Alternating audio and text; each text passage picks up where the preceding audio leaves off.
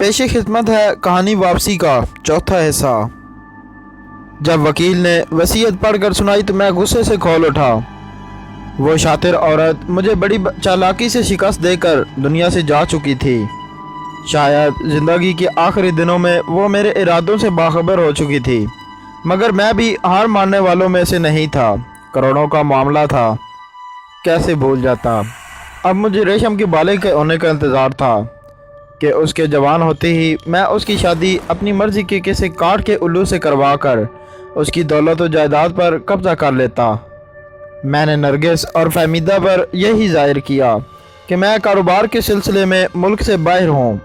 मैं साल 2 साल बाद उनसे मिलने चला जाता और फिर बहाना बनाकर चंद रोज़ बाद लौट जाता। रेशम को कुछ याद ना था, वो मुझे ही अपना बाप समझती थी। ये सिलसिला ऐसे ही चलता रहा। मुझे अपनी मेहनत का समर मिलने ही वाला था कि तुम बीच में आ गए। ये इतना अचानक हुआ कि मैं कुछ भी ना कर सका। रवायती बाप की तरह मेरा इनकार भी काम ना आया। रेशम ने खाना पीना छोड़ दिया और बिस्तर से जा लगी। उसकी जान के लाले पड़े तो मुझे मजबूरन तुम दोनों की शादी करना पड़ी कि रेशम की मौत की सूरत में दौलत हाथ से निकल जाती। तुम्हारी वजह से मुझे प्लानिंग बदलना पड़ी। बोलते बोलते उसकी निगाह इमारत के एक तारीक गोशे की पर पड़ी, जहाँ पर एक साया मुतहर्रिक था। कौन है वहाँ? सामने आओ, ज़ाहिर शाह ने चिल्ला कर कहा। तारीक गोशे से निकलकर सामने आने वाली रेशम थी। फासला ज़्यादा होने के बावजूद वो साफ दिखाई दे रही थी। असद समेत वहाँ मौजूद तीनों अफराद उसे गैरत से देख रहे थे। माहौल पर अजीब सा सकूत तारी था, जिसे रेशम की आवाज़ ने तोड़ा। ज़ाहिर शाह, हर जालिम को एक दिन अपने जुल्म का हिसाब देना है। एक इंसान का कत्ल पूरी इंसानियत का कत्ल है, और तुम तो ना सिर्फ मेरे बल्कि मेरी माँ के भी कातिल हो। ये रेशम नहीं, उसके बहरूप में कोई दूसरी है। ज़ाहिर शाह चिल्लाया और ज़ाहिर शाह ने पिस्टल की नाल का रुख रेशम की तरफ किया और ट्रिगर दबा दिया। गोली रेशम के वजूद से यूं गुजरी जैसे उसका वजूद ही ना हो। उसी लम्हे रेशम की रूह उनकी निगाहों के सामने से गायब हो गई। ज़ाहिर शाह के साथ साथ तूफ़ान खान भी हवास बाख्ता हो चुका था। उसका पिस्टल वाला हाथ लरजने लगा। तूफ़ान खान की खुद पर से तवज्जो हटने के मौके का असद ने फ़ायदा उठाते हुए तूफ़ान खान पर छलांग लगाई और उसे अपने नीचे लिए हुए इस तरह गिरा कि उसके पिस्टल वाले हाथ पर असद की गिरफ्त थी। दोनों में पिस्टल को अपने कब्ज़े में करने की कशमकश जारी थी। असद की कोशिश थी कि पिस्टल उससे छीन कर अपने कब्ज़े में कर ले, तो दूसरी तरफ तूफ़ान खान चाहता था कि पिस्टल की नाल का रुख असद की तरफ करके ट्रिगर दबा दे। इसी कोशिश के दौरान असद ने ज़ोरदार टक्कर तूफ़ान खान के चेहरे पर रसीद की। ये टक्कर इतनी ज़ोरदार थी कि तूफ़ान खान के सामने के दांत तक टूट गए और पिस्टल पर उसके हाथ की गिरफ्त कमज़ोर हो गई। तो असद ने पिस्टल उसके हाथ से झपट लिया। उसी लम्हे तूफ़ान खान ने उसके दोनों हाथों की कलाइयों को थामते हुए उसके गले में टांकों की कैंची डालकर झटका दिया, तो असद उड़ता हुआ उससे कुछ फासले पर जा गिरा। पिस्टल उसके हाथ से भी निकलकर एक तरफ जा गिरा। असद के उठते ही लहू लुहान चेहरे के साथ तूफ़ान खान भी उठ चुका था। दोनों ही पिस्टल को भूलकर वहशी जानवरों की तरह एक दूसरे पर पल पड़े। दोनों ही ज़बरदस्त थे। तूफ़ान खान उसे मौत से हमकिनार करना चाहता था, तो असद भी रेशम के कातिल को काफिर किरदार तक पहुंचाने की वजह से जज्बा इंतकाम के जुनून में मुब्तला था। दोनों मशीनी अंदाज में एक दूसरे पर लातें घूंसे बरसा रहे थे। एक मौका पर जब तूफ़ान खान ने एक पाँव की एड़ी पर घूमकर किक चलाई तो असद ने बरक रफ्तारी से ब्लॉक करते हुए उसका पाँव एड़ी के करीब से थाम लिया और दूसरे हाथ की कोनी का ज़ोरदार वार तूफ़ान खान के घुटने के जोड़ पर किया।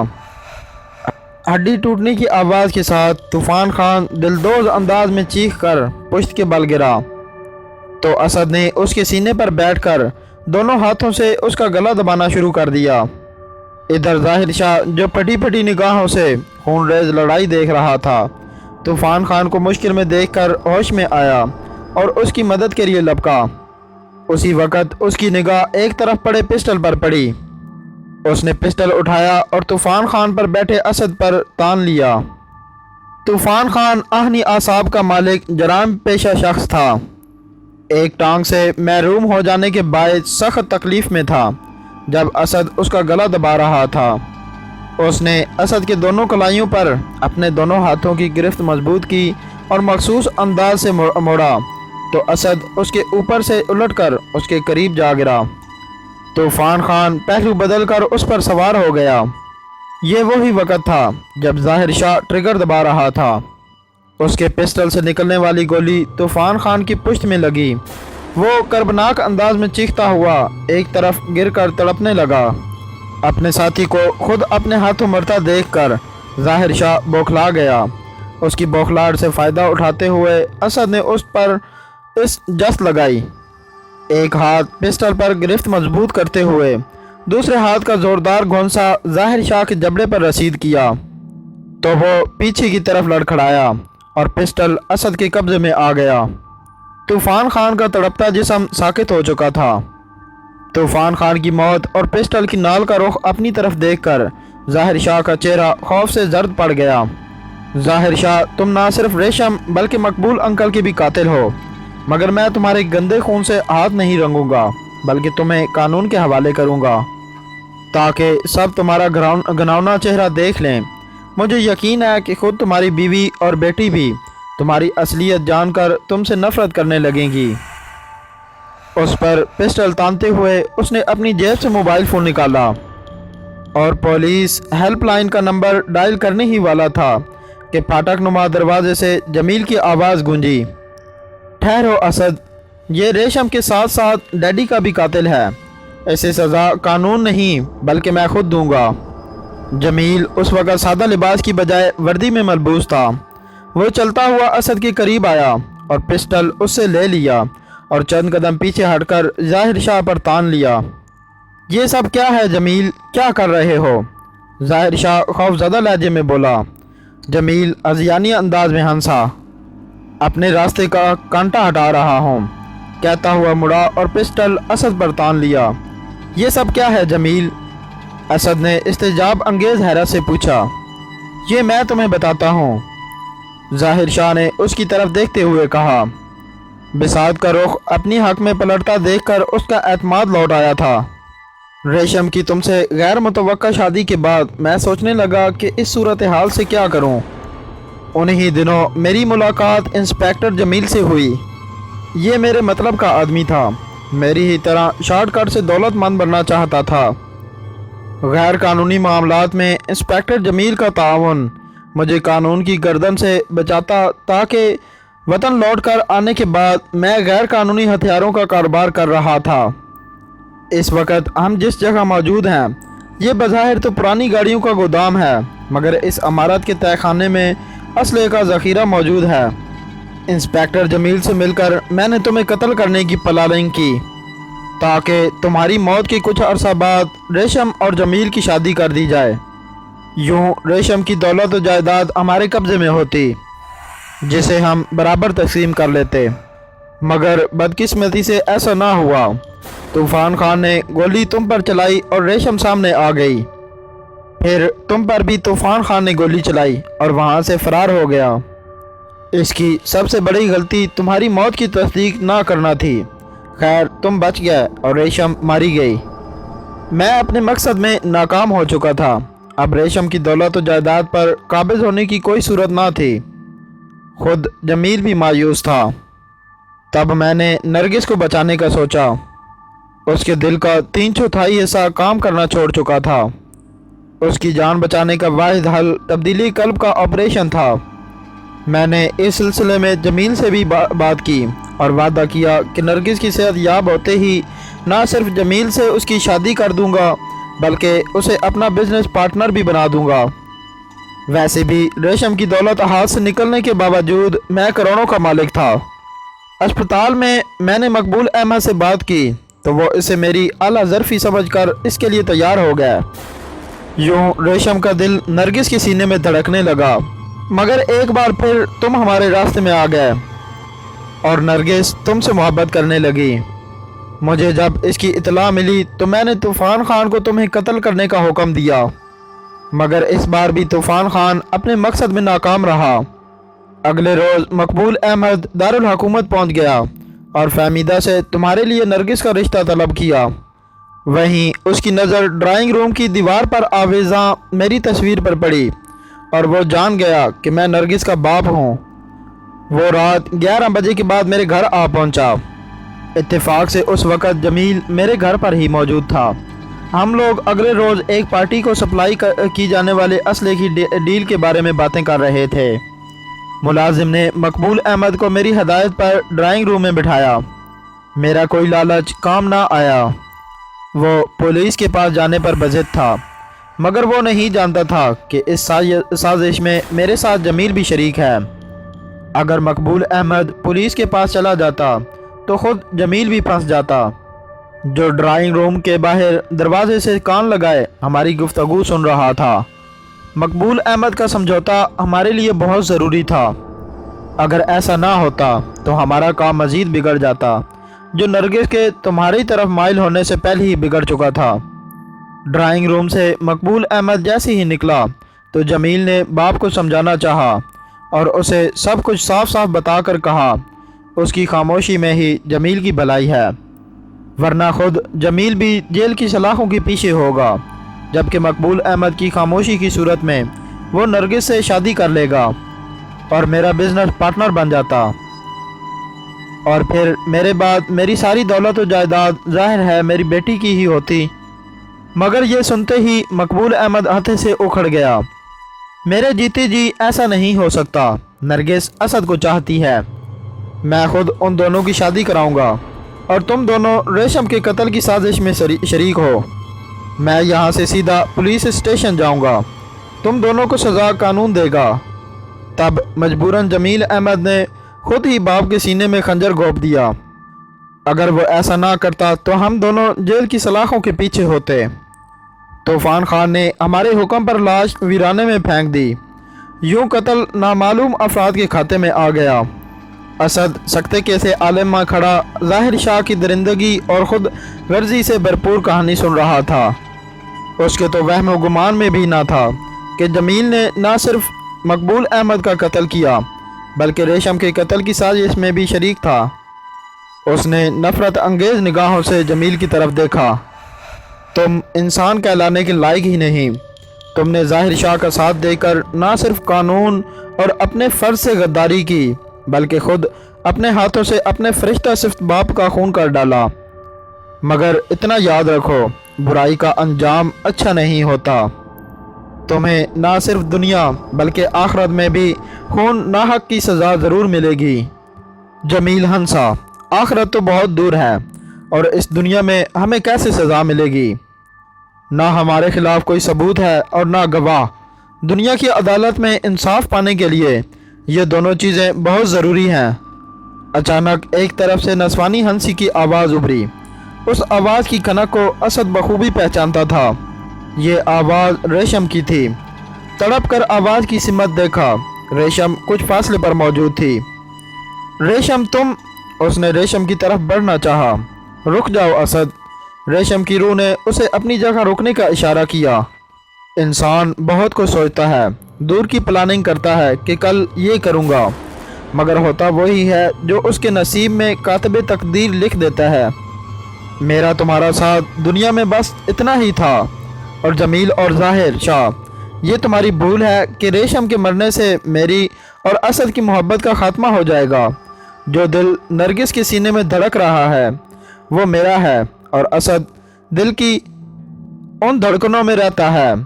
तुम दोनों हार चुके हो। जमील ने बेपर कर रेशम पर गोली चलाई, मगर गोली भला किसी रूह का क्या बिगाड़ती। लेकिन उसने बौखला कर पिस्टल दोबारा असद पर तान लिया। अलविदा असद। रेशम ने असद की तरफ देखकर हाथ हिलाए और अपनी जगह से गायब हो गई। इससे पहले कि जमील असद पर गोली चलाता, एक खटारा ट्रक के अकब से नरगिस की आवाज़ उभरी, ठहरो। ज़ाहिर शाह के साथ साथ असद और जमील ने मुड़कर देखा। खटारा ट्रक की आड़ के से नरगिस और उसकी एक हम उम्र लड़की निकली, जो निकलकर सामने आ चुकी थी। नरगिस के हाथ में एक जदीद तर्ज का आईफोन था। बेटी तुम यहाँ। ज़ाहिर शाह ने उसकी तरफ बढ़ना चाहा तो नरगिस ने नफरत अंगेज निगाहों से बाप की तरफ देखा। मत कहो मुझे बेटी, तुम बाप क्या इंसान कहलाने के लायक भी नहीं। तुमने ना सिर्फ रेशम और उसकी माँ के खून से हाथ रंगे, गैर कानूनी असले की फरोख्त से मुल्क को भी नुकसान पहुँचाया है। वो तड़प कर बोला, नरगिस ये सब मैंने तुम्हारी खातिर किया था, तुम्हारे बेहतर मुस्तकबिल की खातिर। नरगिस ने इस्तेज़ाइया निगाहों से उसे देखते हुए कहा, क्या मैंने तुम्हें ये गुनाह करने को कहे थे? क्या तुम रोज़े क़यामत अल्लाह ताला के रूबरू भी ये बहाना बनाओगे? याद रखो, वहाँ कोई बहाना काम नहीं आएगा। हर बुरे इंसान को उसके गुनाहों की सज़ा मिलेगी। और जमील तुम कुछ देर पहले ये क्या कह रहे थे कि तुम लोगों को दुनिया में सज़ा कौन देगा, कि ना तुम्हारे खिलाफ सबूत है और ना कोई गवाह। तो मेरी बात ध्यान से सुनो। असद मुझसे मिलने ही उस रेस्टोरेंट गया था, ये शायद तुम्हें भी मालूम हो। जब असद रेस्टोरेंट से तूफ़ान खान के पीछे भागा तो मैं और आशी उसी वक़्त करोला में वहाँ मौजूद थी। मैंने असद को पुकारा भी, मगर शायद उसने मेरी आवाज़ नहीं सुनी। ये तूफ़ान खान के पीछे भाग रहा था। फिर ये दोनों सड़क पर दौड़ कर चले गए। हमारे मुड़कर वहाँ तक पहुँचने से पहले तूफ़ान खान किसी से मोटरसाइकिल छीनकर फरार हो चुका था। असद भी मोटरसाइकिल पर उसके पीछे था और हम दोनों उनके ताक़ुब में थे। आशी जो कि जासूसी कहानियों की दिलदादा है, उसने ताक़ुब इस महारत से किया कि ना तूफ़ान खान को ताक़ुब का पता चला और ना असद को खबर हुई। जब ये दोनों इमारत में दाखिल हो गए तो हमने करोला इमारत की अकबी हिस्से की तरफ खोर झाड़ियों की आड़ में छुपाई और तुमसे कुछ फासले पर इस गाड़ी की आड़ में छुप गए। ये सब प्लानिंग आशी की थी। आशी के कहने पर मैं अपने आईफोन से यहाँ की वीडियो बनाने लगी। हम दोनों तुम्हारे आने तक यहीं छुपी हुई थी। फिर जब रेशम की रूह नमदार हुई तो मैं आशी के कहने पर वीडियो सोशल मीडिया पर अपलोड कर चुकी थी। तुम दोनों का घिनौना चेहरा पूरी दुनिया देख रही होगी। और हाँ, हमने यहाँ पहुँचते ही पुलिस हेल्पलाइन पर कॉल करके यहाँ की लोकेशन बता दी थी। ये आईफोन मेरे हवाले कर दो। जमील पिस्टल ताने उसकी तरफ बढ़ा, जबकि दोनों इनकार में सर हिलाते उल्टे कदमों पीछे हटने लगीं। लगता है तुम दोनों यूं नहीं मानोगी। जमील ने उनका निशाना बांधा और ट्रिगर पर उंगली रख दी। उसी वक़्त भारी बूटों की आवाज़ सुनाई दी। ये दर्जनों की तादाद में पुलिस एहलकार थे जो भागते हुए इमारत में दाखिल हो चुके थे और उनके गिर्द घेरा डाल चुके थे। उनकी राइफलों का रुख ज़ाहिर शाह और जमील की तरफ था। दोनों ने बौखलाकर चारों तरफ देखा।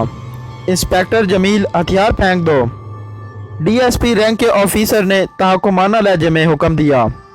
नहीं डीएसपी, मैं मरते मरते भी इन्हें साथ ले जाऊंगा। वो वहशतज़दा लहजे में चिल्लाया और पिस्टल का रुख असद, आशी और नरगिस की तरफ करके ट्रिगर दबाना चाहा। उन तीनों की जान खतरे में देखकर पुलिस एहलकारों को गोली चलानी पड़ी। गोलियों की तड़तड़ाहट की आवाज़ उभरी और जमील का जिस्म गोलियों से छलनी हो गया। जमील मर चुका था और वो उस जहां में पहुंच चुका था जहां इंसाफ के लिए किसी गवाह की ज़रूरत थी, ना सबूत की। कि अल्लाह सब कुछ जानता है। ज़ाहिर शाह को गिरफ्तार कर लिया गया। इमारत के तहखानों से करोड़ों का असला बरामद कर लिया गया। ज़ाहिर शाह को अदालत ने सज़ाए मौत का हुक्म दिया। वो आखिरी वक़्त तक बेटी से मिलने के लिए तड़पता रहा, मगर नरगिस ने मिलने से इनकार कर दिया और उसे फांसी दे दी गई। 15 साल बाद असद और नरगिस 14 साल रेशम के साथ संगे मरमर से बनी कब्र के करीब खड़े फातिहा ख्वानी कर रहे थे। फातिहा पढ़ने के बाद असद ने 14 साल रेशम का हाथ थामा। रेशम ने दूसरा हाथ माँ के हाथों में दिया और कब्रिस्तान से बाहर निकलने लगी। पापा, ये किसकी कब्र है जिस पर आप हर हफ्ते आते हैं? रेशम ने बाप से पूछा। एक तो मैं आपकी लाडली के हर वक्त के सवालात से तंग हूँ, नरगिस ने मसनूई खफकी से कहा। तो असद ने हंसते हुए रेशम की पेशानी चूमनी। बेटा, ये तुम्हारी बड़ी अम्मी की कब्र है जो हूबहू तुम्हारी तरह की थी। उसने मोहब्बत पाश निगाहों से 14 साल रेशम की तरफ देखा। जो वाकई शक्ल सूरत में हूबहू बहू रेशम की थी। फिर वो रेशम की कब्र की तरफ मुड़कर कहने लगा, रेशम, तुमने सच कहा था कि तुम वापस लौट आई हो। ये कहते हुए उसकी आंखें भर आई थीं। वो तीनों ही इस बात से लाइल्म थे कि रेशम की रूह कुछ फासले पर खड़ी उन्हें देखते हुए मुस्कुरा रही है।